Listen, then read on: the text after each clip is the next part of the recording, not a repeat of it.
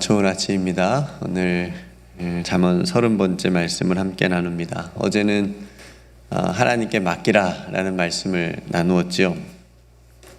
제가 네 가지를 말씀을 드렸는데 먼저 잠언에 있는 말씀은 너의 행사를 맡겨라, 시편에 있는 말씀은 너의 길을 맡겨라, 또 짐을 맡겨라, 또 베드로 사도는 염려를 맡겨라. 다 맡기셨어요? 네. 맡기고 오셨나요?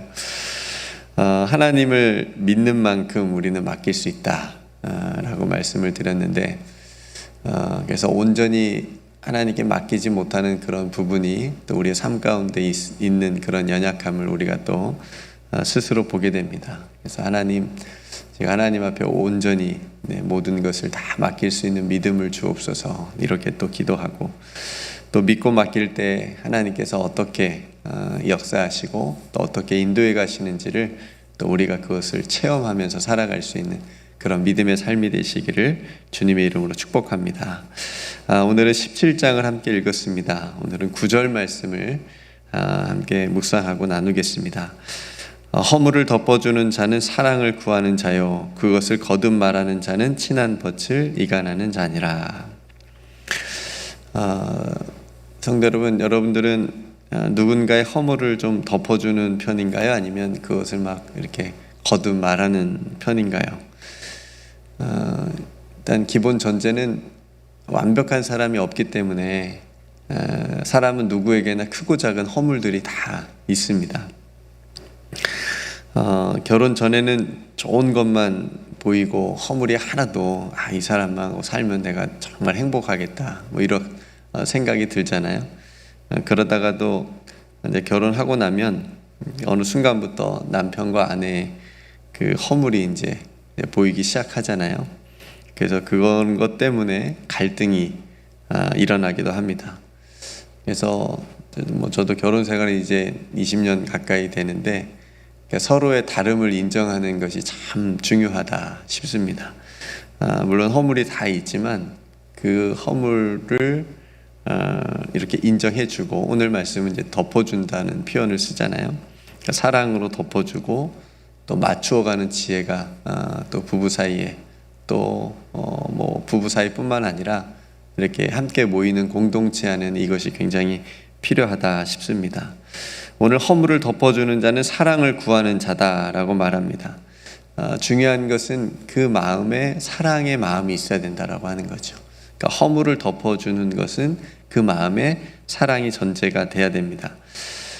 반대로 만약에 미운 사람의 허물을 발견했다고 여러분 생각해 보십시오. 내가 정말 미운 사람인데 그 사람의 허물을 딱 발견을 했어요.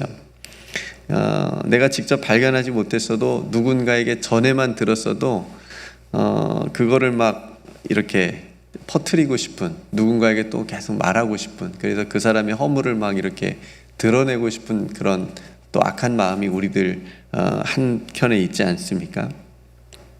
그러니까 그래서 허물을 덮어준다라고 하는 것은 그 허물이 있는 사람이 자신의 허물을 깨닫고, 그러니까 자신의 잘못을 깨닫고 인정하고 반성하고 돌이킬 수 있는 기회를 주는 그런 사랑의 마음이 담긴 용서라고 할 수 있는 거죠. 그렇죠? 창세기의 요셉을 보면 형들에게 굉장히 괴롭힘을 많이 받잖아요. 그러니까 심지어 죽임을 당할 그런 위기에서 그래서 가까스로 살아나요. 그래서 완전히 미워하는 또 형은 없었기 때문에 가까스로 목숨을 건져서 노예로 이제 팔리게 됩니다. 한편은 생각해 보면 요셉이 얼마나 미웠으면 그랬을까, 형들이. 그런 생각을 해봅니다. 어쨌든 형제지간에 이건 해서는 안 되는 일이잖아요. 그죠? 요셉의 입장에서는 이건 형들은 도저히 용서할 수 없는 그런 일이잖아요. 어떻게 동생을 죽이려고 하고 또 노예로 팔아버리고 이런 일이 있을 수 있습니까? 이 일로 인해서 요셉이 정말 많은 고생을 하게 되고, 또 하나님의 은총이지만 시간이 지나서 애굽의 총리가 됩니다.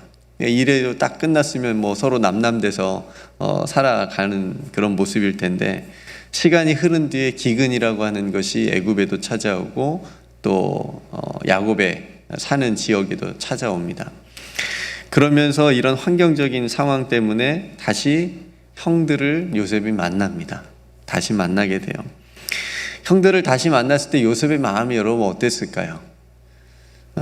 저는 두 가지 마음이 있었다고 봐요. 과거에 자신을 그렇게 한 형들을 내가 가만두지 않으리라. 왜냐면 이제 자기는 총리가 됐으니 그렇게 할 수 있는 어떤 힘이 있습니다. 또 한 가지 마음은 그래도 형들이 그동안 너무 보고 싶었고 아버지도 너무 보고 싶어서 막 이렇게 그 그리운 마음, 이 두 가지 마음.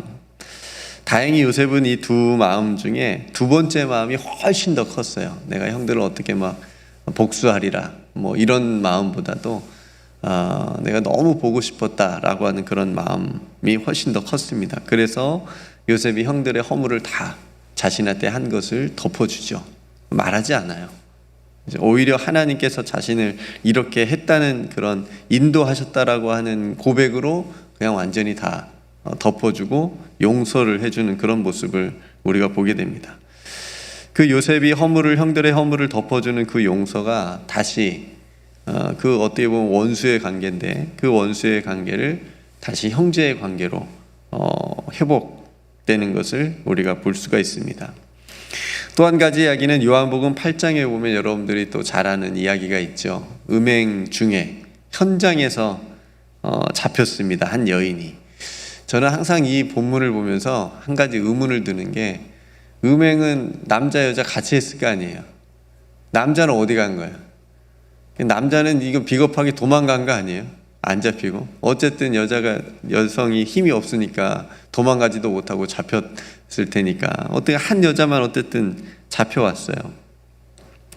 근데 이 여인을 예수님께서 용서해 주시는 장면이잖아요. 이 본문이. 현장에서 잡혔으니까 굉장히 정말 율법적으로 그 당시에 큰 허물이 있는 거예요. 그러니까 범죄한 거잖아요. 죄를 진 거잖아요. 그러니까 많은 사람들이 율법대로 율법에 적힌 대로 이 여인을 돌로 치려고 돌 하나씩 다 집었습니다.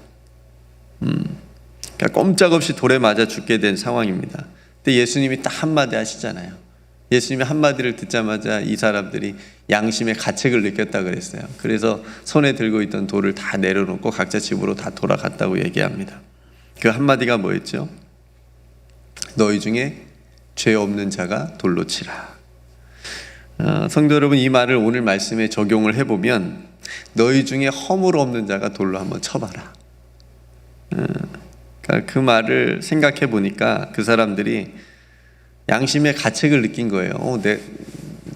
저 여인만큼의 허물은 아니지만 죄는 아니지만 나도 허물이 있었네.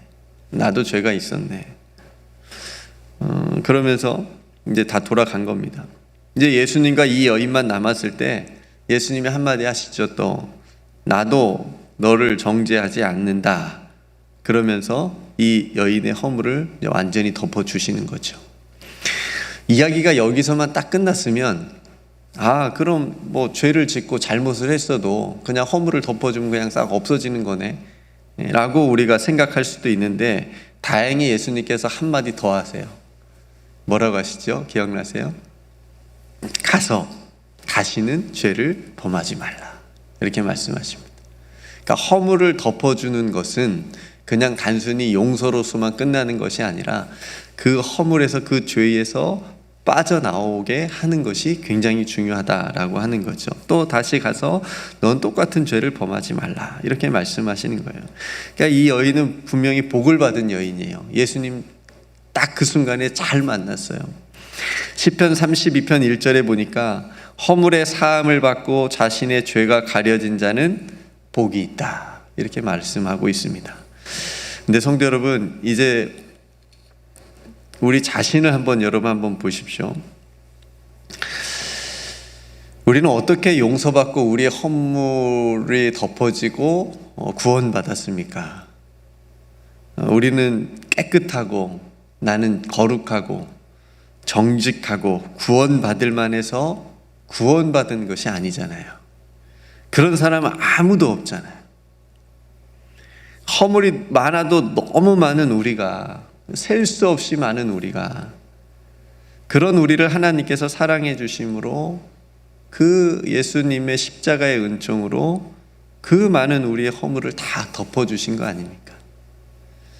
이사야 53장 5절 말씀에 보니까 그가 찔림은 우리의 뭐 때문이요? 허물 때문이요. 오늘은 그냥 허물만 대답하시면 답입니다. 허물 때문. 에베소서 2장 1절에도 그는 허물과 죄로 죽었던 너희를 살리셨도다. 에베소 2장 5절 말씀에도 허물로 죽은 우리를 그리스도와 함께 살리셨고, 성도 여러분, 허물을 이처럼 덮어준다는 것은 정말 큰 사랑이 전제돼야 돼요. 큰 사랑의 마음이 있어야 돼요.